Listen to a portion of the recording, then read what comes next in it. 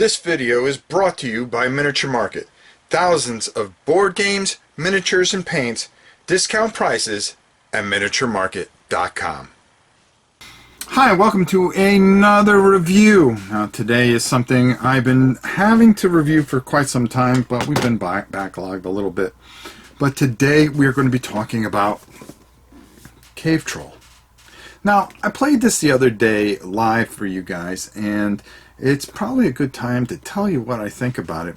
But let's just take a look at the board and some of the figures in case you happen to miss that. So what happens here? Now, as you can see, we have a board here with a whole bunch of rooms.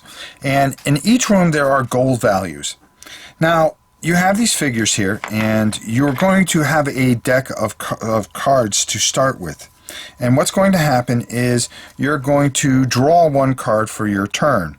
Now here it says score a room. Now what that means is when somebody's in here, okay, scoring a room is if you are alone and it's not contested, then you will get that 4 gold in that room. At the bottom is a hourglass. Now if you get 5 of those from either side from drawing those cards, 5 or over 5 when you decide to draw it, you're going to score, and you usually score about twice, and then at the end of the game when your deck runs out, you score for a final time, and then the winner is determined. Every time you score, you're going to count up all the gold, and you're going to be scoring on, yes, this track right here on the side here. Now, there's all kinds of different types of adventurers, and as you can see by this card, when we turn over this card, find an artifact. Well, if just happen to have an artifact right here. If you find an artifact, there's a pile of 6 artifact cards. You're going to get an artifact, you're going to get that gold, and it'll have a special ability that can help you along the way.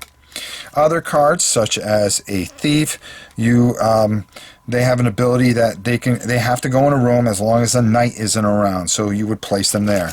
The real problem that I have with this game, if any, is the miniatures. They all look too much the same, and probably you're going to have to paint them. And we try to play this game unpainted. Like, you can easily mix up the orc here with an adventurer very easily. Heroes come in on stairs, and as you can see, we have stairs here. Monsters come out of pits. And then you have 4 actions. The 4 actions is to 1, play 1 card, 2, move. For each movement you can move 1 square.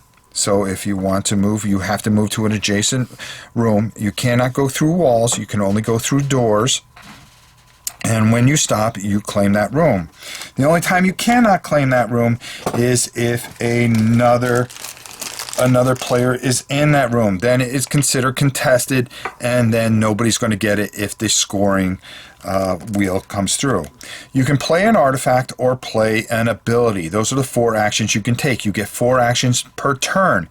At the start of the game, the first player takes 1 action, then the second player takes 2 actions, the third player will take 3 actions, the fourth player will take 4 actions, and then coming around again, the first player would have 4 actions, and then you would play 4 actions all the way through the game.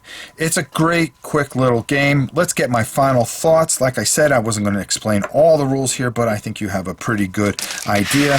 One final thing, there is a variant on the back of this card, and there are cards that you can play that will change the abilities, which makes it kind of fun.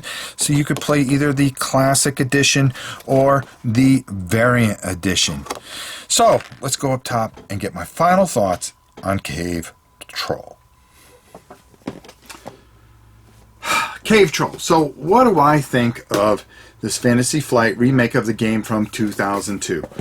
First of all, they added miniatures and they added a variant, so it brings a little more life to it. It's a fun, quick game, and I really like it for what it is. The thing that drives me absolutely crazy about this are the miniatures. And it's not because it has miniatures or the miniatures aren't great or anything like that. It's you can't tell anything apart. And if you're like me and you need reading glasses as it is, and maybe you're playing without it, you can easily grab something, or even just in the flow of the game, you're so busy looking at the board trying to figure out your next moves that you tend to move a piece and go, oh, where did my orc go? Oh, wait a minute, I put my orc there, but I think an adventurer was supposed to be there, because they kind of look the same. Personally, you can paint them. It'd probably make a big difference and make it easier. Just leave the base blue and stuff like that. But overall, I enjoyed it. Janice and I enjoyed it. We thought it was a very fun game. Again, the only thing is the miniatures kind of mix you up a little bit. So, if I had to rate this, I'm going to give this a 3 out of 5. This is a good, quick game, and if you accept it for what it is, it's kind of fun, and the variant, doesn't change much, but does make it a lot of fun, changes some of the powers and stuff like that.